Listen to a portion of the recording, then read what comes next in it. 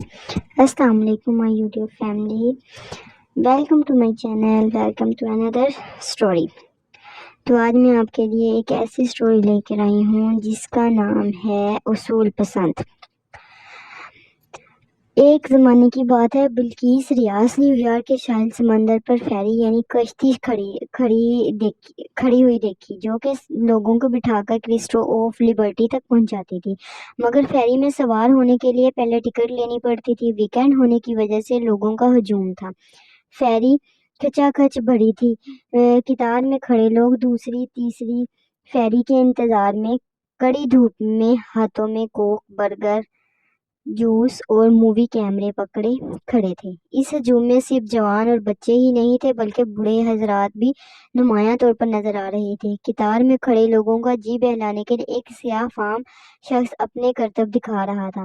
Music بج رہا تھا اور کرتب دکھاتے دکھاتے لوگوں سے روپے بھی بٹور رہا تھا، مگر کسی کو مجبور نہیں کر رہا تھا کہ کوئی اسے پیسے دے۔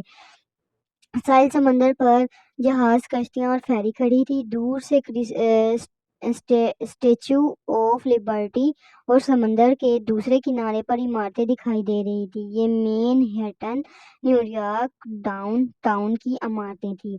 لوگوں کی قطار کے سامنے ریڑھیوں پر اسٹیچو آف لبرٹی اور امریکہ کے مختلف مقامات کی تصویریں بک رہی تھیں۔ قریب ہی بینچ بچھے تھے جہاں پر لوگ بیٹھے ہوئے اس انتظار میں تھے کہ اس لمبی سی قطار کو ٹکٹیں مل جائیں تو وہ بھی فیری کی ٹکٹ لینے کے لیے قطار میں کھڑے ہو سکیں۔ اس قدر دھوپ تھی مگر ساتھ ساتھ سمندر کی وجہ سے ہوا چل رہی تھی۔ ہمارے لیے تو موسم اتنا شدید نہیں تھا مگر امریکی لوگوں کا برا حال تھا۔ منہ ان کے سرخ تھے۔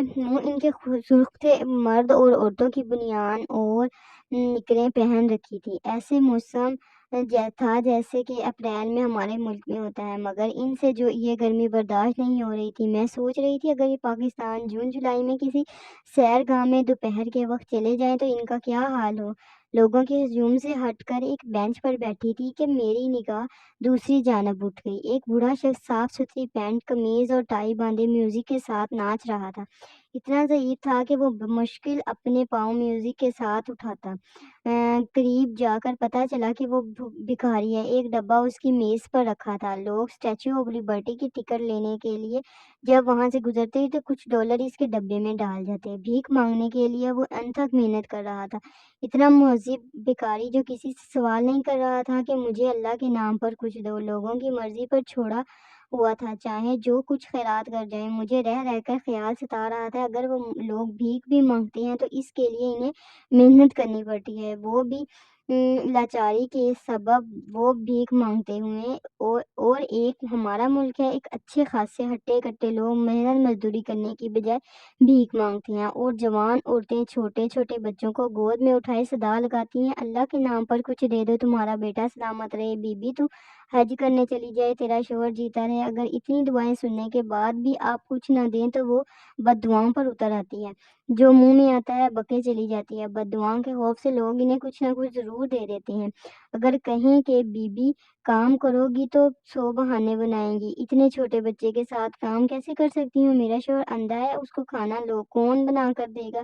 یہ سن کر انہیں مزید کچھ کہنے سننے کی ضرورت محسوس نہیں ہوتی۔ خیر، بات ہو رہی تھی ساحل سمندر پر کھڑی فیری کی، تو اس پر سوار ہونے والے لوگوں کی وہ نہ جانے کتنے گھنٹوں سے قطار میں لگے ہوئے تھے۔ ان میں جینے کی امنگ تھی، وہ ہر لمحے کو مقید کر کے لطف اندوز ہوتے ہیں۔ وہ صرف آج کا سوچتے ہیں کہ یہ نہیں کہ برسوں کے بعد کیا ہوگا، مستقبل سے یہ بے نیاز زندگی گزارتے ہیں۔ میں یہی سوچتے ہوئے وہاں سے چلی آئی کہ جو اچھے اصول انہوں نے زندگی میں اپنا لیے ہیں ہمیں بھی وہ سیکھ کر اختیار کر لینے چاہیے تاکہ ہمارا معاشرہ بھی بہتری اور ترقی کی راہ پر گامزن ہو سکے۔ Thank you.